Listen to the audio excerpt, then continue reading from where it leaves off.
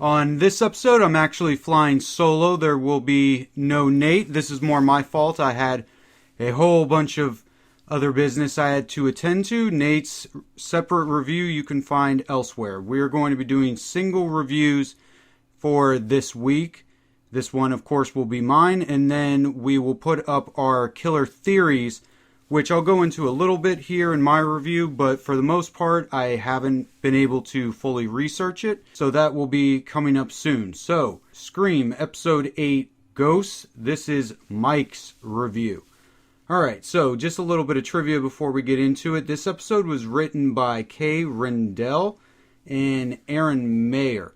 They are the writers who wrote Episode 4, Aftermath, which, just a little refresher, was the one basically set in the hospital. That was one episode that I really enjoyed, and it had a very Scooby-Doo feel to it, and I liked it quite a bit. As it turns out, researching them, they have written for Scooby-Doo, so, go figure. They've written Scooby-Doo, something called Beware the Batman, which I'm not quite sure what that is. They wrote for the old Fox horror thriller series Millennium with Lance Hendrickson. If you haven't seen that, check that out. That's a pretty good one from the X-Files days. And then they wrote for The Dead Zone, which, after watching this episode, makes sense with the hallucinations and visions and whatnot. Especially as I get into something that I think is going to be revealed very soon. It's directed by Rodman Fletcher. He has directed for The Office, which is my favorite comedy TV show, other than Arrested Development. Tales from the Crypt makes sense. Again, those dream sequences very cool looking. I'll get into more of that. He directed Leprechaun 2. I don't know what's up with that shit, but still. And then he made one of my favorite horror comedies from the late 90s, Idle Hands, which, if you haven't seen that, Seth Green, Devon Sawa, a young Jessica Alba is in there too. Very cool, very gory, very fun horror movie. Idle Hands. Check that shit out. Definitely worth your time. So that brings me to the basic thing to point out about this episode. Very well written, very well directed. This is by far my favorite directed. I would have to say that if they're looking for somebody for that new Nightmare on Elm Street reboot, maybe this guy couldn't do so bad with him. These dream sequences were pretty Wes Craven-y, pretty freaky. I liked them a lot. A little bit of trivia thing that I noticed before I get into the actual review is if you look at the timestamp on the mayor's security video, it says it happened 8/17/2015, which is a month before, Nina died. So, if you think about it, the date today I'm looking at right now is 8/20. So, this show technically takes place in the future. Yeah, so Nina will be murdered this September, and the rest of the show will go down between September and this October. So, I don't know, kind of interesting. So, let's see. And another thing that I noticed and somebody commented on, please don't kill Noah with knife stick. I really don't think they're going to kill Noah, but if they do, please don't kill him with Knife Stick. Although I would like to see Knife Stick return. Anyway, so on to the actual review, recap, analysis. So, we start off the episode with probably the most badass thing that has been in this show thus far, and it's going to be hard to beat it. Will's mother has to identify his body from only his clothes because he got so fucked up. And especially after last week where we saw her get splattered with blood and we're like, oh, we're never going to see anything gory. They give us a hell of a gory ass shot. And it was a very beautiful horror shot. Just screaming in slow motion, pulls back. You can see his fucking spinal cord in there and shit. Very good effects. Very, very good way to start off this episode. Then we see Emma's aftermath dealing with it. She's now on antidepressants, this, that, the other. We move on to Noah, Brooke, and Jake in Jake's hospital room. Noah has a pretty funny line where he's like, I've never seen him with his mouth closed before. I like that. I like pretty much anything Noah does. Brooke says it's a miracle that it missed all of his major organs. And that basically to me says that the killer isn't Jake, because that's so lame that it's, even if you were the killer and you were trying not to kill Jake, you cannot stab him in the heart and just happen to miss all the major arteries. It's just that they didn't want to have to kill Jake, and that's what I feel. Jake isn't the killer or whatever. It's kind of funny. Noah wears a Fantastic Four shirt, and it's like, I'd really like to know Noah's opinion on this new movie. I bet you he'd have quite a few things to say about it. Also, I really like Jake and Brooke now. I'm not going to name names. Some people have been complaining about Brooke and Jake, more specifically Brooke, but I really like Brooke. There was a real sweetness to this scene that I liked a lot. I liked that she whispered to him that Will had died, all that kind of stuff, and it really just brought around this feeling, which is a nice thing for the show to put in there, is that as much as we hate these characters and say, oh, I want Brooke to die, but they're still children. They're not like people yet. Like, you can forgive them. They shouldn't die. And you should forgive them for being little assholes, because, hell, everybody was an asshole when they were fucking teenagers. So, anyway, them. And then we have Maggie and her mom, or Emma and her mom Maggie, talking about a bunch of blah, blah, blah. Not much there. Piper shows up and gives the sheriff the SD card with the mayor killing on it, or hiding the body, whatever it ends up being. The SD card holder is labeled September 30th. We'll get more into that into Killer Theories, Final Killer Theories, which should be up a little bit later this week. I'd say in two days, something like that. I'll get into more of that, but yeah. Start forming your own theories on what you think that means. Why would it say September 30th? Who gave her the SD card? I think it was Brooke, but I'll have to look a little bit closer. Like I said, I've only been able to watch the episode once. Oh, when Piper's walking out of the sheriff's office, Brooke stands up and is like, hey, Piper, look how, like, scared Piper gets. That, to me, takes it as that Piper is, like, scared as hell to be surrounded by these cops and is just waiting for somebody and is just waiting for someone to come up and be like, hey, you're fucking arrested. So let's see, but I'll get more into that on Final Killer Theories. Then we go into Mr. Branson's classroom. Noah and Audrey start spitting their own killer theories, which I thought was pretty funny because truthfully they really did sound like they were saying all the shit that I've been saying for the most part about Mr. Branson. So I thought that was pretty funny. And then we go to the sheriff and the mayor. Sheriff's now locked up for the video. There wasn't really too much to this scene other than the fact that it might be something he says, I was just trying to keep this town safe. And that factors into something that I might get into here, I might not. Yeah, I'll probably get into that at the end of this. So we then see that Brooke's mother wasn't killed. Something that I was adamant was 100% true, but changed my opinion on last week because I was like, we need to start rethinking everything we quote-unquote think we know. So, yeah, Brooke's mom's not actually dead. Her father says that it was some guy who OD'd, you know? I really don't think that that's true. I'll get into some of that a little bit later. Emma and Kieran have a whole bunch of talking. People still, I really hope it's not Kieran, but people still, these were two really sweet scenes with Kieran. He even brings up his mom for the first time. And people are still like, he's suspiciously a nice guy. Like, he can do nothing that people aren't like, oh my God, he saved everyone's life, was so sweet and cuddled puppies and saved a whole group of kittens from a river, but he did it suspiciously. I'm going to be really upset if it is Kieran because I've so fucking dismissed that concept. But yeah, no, come on, it's not Kieran. Please don't be Kieran. Kieran will end up being the sweetest, nicest guy. I hope so. Anyway, so then we get Emma in the bathroom and she sees a flash of Will for the first time. There's a cool little thing that I liked from the production design in this, that you see that there's a poster for Titus coming out, which I guess would be the play Mr. Branson is rehearsing. So maybe worth looking into a little bit more on that. Like I said, I have to watch the episode before I do my final killer theories. But, it's kind of cool because Titus is written by William Shakespeare, and it's, literature, and it's a play, and all this kind of stuff from back in the day, and people complain that nowadays horror movies and this, that, the other are so violent. Fucking Titus is a violent, dark-ass play. Like, it's about, like, chicks get fucking, quote-unquote, violently raped, and then their tongues are cut out so they can't tell anybody about it, and their hands are cut off. Two guys are fucking slaughtered, baked into a pie, and then the guy, Titus, makes their mother eat the pie.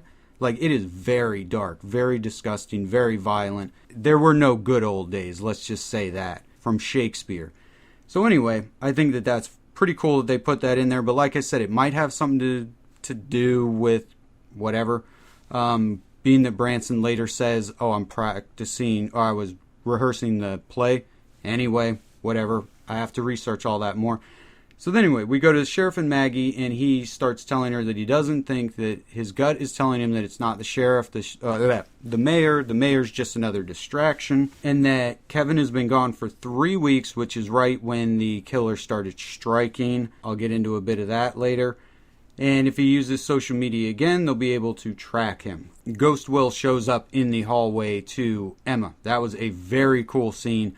I've heard some people complaining that it was like, oh, it was a Nightmare on Elm Street ripoff. I do not care. Rip off Nightmare on Elm Street all you want, because I miss Nightmare on Elm Street, and I would love to see anything that has to do with it. Very cool scene, holding out the heart. Now, this is an interesting thing because people have said he's holding out his own heart. I don't believe he is. I believe this is one of those, like, I guess you could say Charles Dickens, a Christmas story type trope that they're using right here, which is that the ghost of Will is, as grotesque as he looks, he's trying to help Emma. And I think he reveals a lot of the pivotal information which will reveal the killer. If you're doing really in-depth killer theories, go back and watch parts that have to do with him. He holds out a heart, which brings up the flashes of the pig. Now, Will was a farmer. The pig most convincingly could have come from his farm, but I have no idea how that's supposed to work into anything. But anyway, so he holds up the heart. She says, I don't understand, meaning she knows that he's trying to give her a message. And then there's another Will thing. I'll get into that in a bit. Piper and Emma meet up, and Piper starts being a really nice, sweet character. And really, it seems like they're making up for a lot of lost time and putting Piper into this a lot. So don't be surprised if episode 9 has a lot of Piper in it. Again, making up for lost time to try and whatever, but I'll get into that on Killer Theories. One little thing is the sheriff goes and talks to Maggie, and he's like, oh, we found Kevin's phone in Springfield. Springfield's near here. So it's like, yeah, one town over, the fucking Simpsons is going on. But anyway, I like that. So, like I said, Kieran finally talks about his mom's death. That was really good, I thought. And then Emma's at work at the grindhouse. Will's ghost shows up again. The Daisy song starts playing, and it really is like old classic ghost story. Like, if you look at her iPod player, whatever it is, at the stroke of midnight, Will's ghost is standing there. And at this point, he holds out another heart, but he's more specific this time, handing her the heart, which ends up being Riley's keychain that we saw in episode 4, which had the same writers. I really think that that's one of the big pieces of information, and I'm going to go back and try and find stuff about it, but he's really trying to tell her stuff with either why would the killer have Riley's keychain, or that's a pivotal piece of information. Riley's keychain. So do your own research, and we'll convene, like I said, in 2 days and go over killer theories. And then it's Emma and her dad in the hospital. Her dad is played by Tom Everett Scott, which you might recognize him from An American Werewolf in Paris, Dead Man on Campus, That Thing You Do. He played the drummer. He's been in a lot of stuff. Good actor. I don't think he was brought in, the whole good, bigger actor with nothing to do type thing. I don't think that means that he's the killer by any means. I think that they brought a well-known, established actor to show how pivotal this character is. Like, you recognize him like Emma would recognize her father. You know what I mean? So I think that was a nice stroke of casting somebody that looks recognizable. Well, fuck it. No, I'll get into it here because I think it relates to the next scene. Is we find out at the end that Emma's been having visions of her dad. It wasn't actually her dad. Now, what I basically think that plays into, and it will tie all the mayor stuff together, is that the mayor, she was seeing ghosts of Will, and she was seeing ghosts of her dad. Her dad is dead, and she was only seeing his ghost. Her dad came to town. Someone alerted him. He got off that oil rig. He came to town. Someone murdered him.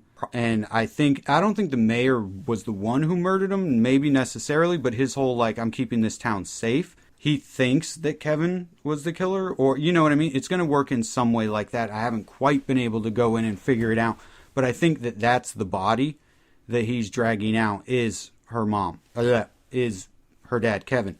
The thing is we see the last episode more than likely takes place at Brooke's house. So it would make sense in the last episode we'd be able to finally see that body and all this stuff will be revealed. So the mayor, I believe, is in on it. I don't know if he's necessarily a killer. I don't think he is, but he's involved somehow. And I'm thinking possibly he was the killer from back in the day. But again, I'm not quite sure. So yeah, Emma's dad was dead this entire episode, and she was only talking to his ghost or seeing his ghost ever. So let's see. When she says to Piper, "Oh, I saw my dad," look at the look on her face where she's just like, "That's fucking impossible because I fucking killed your dad," or "My accomplice killed your dad, so you couldn't have talked to him." Noah and Audrey talk about Mr. Branson, that he's killing archetypes. I thought that was pretty funny, pointing out like a screenwriting flaw slashers, that they all involve archetypes and that would actually be somebody's MO. Pretty damn funny. That's the kind of stuff I like to see from Scream. Brooke and the mayor, this is really just a bunch of drama, and a lot of people again are saying that it's totally unconnected. I have a feeling that it's going to connect itself. As we go on, Emma has another dream. We see the pig heart, Riley's keychain. There are a lot of clues hidden in her dream sequence, so watch that again. She watches the hospital video, which I have to go back and make sure that's not a cheat, that there's a fucking ultrasound on that wall. Anyway, so we find out that Maggie had a baby. We find out later that Maggie's baby was somebody other than Emma. She had the baby when she was 16 in, let's say it happened before the massacre in 94. So let's just say the only person that the age range matches up to is basically Piper. I mean, everybody else is either too young or too old to be in this age range. The only character who matches up to that timeline, if they respect the timeline, would be Piper. So I do, I guess, believe, but again, I'm not making my final theory on this. I need to research a bit more. That Piper is really starting to set up because they're using her more in the episodes, trying to pack as much of her in as possible. And she's the only one who matches up. That is one of the big reasons why she would be the killer. Then Noah and Audrey find all of this orgy of evidence in Mr. Branson's classroom, which all seems pretty damn sketchy. The sheriff even calls them out on it. We find out that he's really Seth Palmer, and that in 2013 he was teaching at a liberal arts college in New Hampshire, and an 18-year-old girl turned up dead that he had been fucking. We move to, which I'm going to get into that in a second, we move to Branson and Brooke. Brooke gets attacked. Branson wasn't around when it happened. I don't think Branson was the one behind the mask at that moment. Then we see Emma and Maggie do all their baby talk, blah, blah, blah. Mr. Branson gets arrested.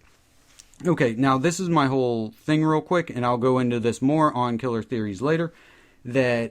So I would say that it's Piper and Mr. Branson. More specifically, if you talk about, he was Seth Palmer, and in 2013 he was teaching with the 18-year-old girl. Again, the only character who matches up with all of these timelines would be Piper.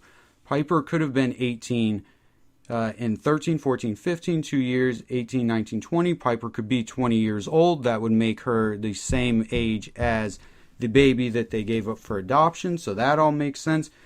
That Branson was hooking up with her back then. The girl who is dead is a decoy, her. So they killed the 18-year-old girl, whoever that is, and Piper stole her identity, basically. Some kind of whatever. I need to figure out exactly the details of that. But the two of them killed the girl, faked who it was, all that kind of stuff. They both came to Lakewood. He inserted himself in here. Yeah, Branson and Piper killing, because why do neither of them have boyfriends, girlfriends anyway? Like, this show goes out of its way to give everyone, like, relationship drama, and these two don't, so that's a big indicator that it's going to turn out that they were together the whole time, and that's why Branson stopped hooking up with Brooke when Piper came to town. He's like, oh shit, and that's why he didn't want to hook up with Brooke at the end. And once he starts doing it, Piper comes the fuck out of the shadows and is like, all right, enough of this shit. You can't be hooking up with somebody behind my back, motherfucker. Oh, it's definitely not Branson because he's too obvious now. What I think the whole thing is basically leading to, there's a shot in one of the upcoming trailers of a cop in a jail cell fucking cut the fuck up and blood everywhere. That only reinforces the theory that I had anyway, that it's pulling The Dark Knight, Skyfall, Loki from Avengers, that the villain lets himself get caught, in this case Branson, lets himself get caught so he can be in prison with the mayor to get the mayor out.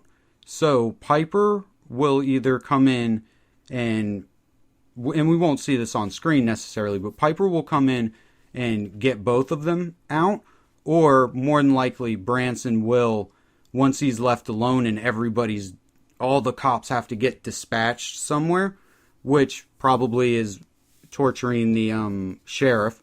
All the cops, except one, get dispatched. Branson then kills him, breaks the mayor out, and then now they steal the mayor, go back to the mayor's house where the last episode takes place, and we'll see how the mayor fits into all of it. We'll find Kevin's dead body, and it'll be revealed that Piper and Mr. Branson were secret lovers from back in the day, and they've been killing together. So yeah, there you go. Think about it. Joker wanted me to lock him up in the ICU. It's weird that all three of those movies use the same exact plot point. The only thing that they might not use is that he's locked in like a glass cage, which Skyfall and the Avengers both pulled. Anyway, so that is a basic rundown, one take of my thoughts of the episode and my killer theories for the week. I will be coming to you with another.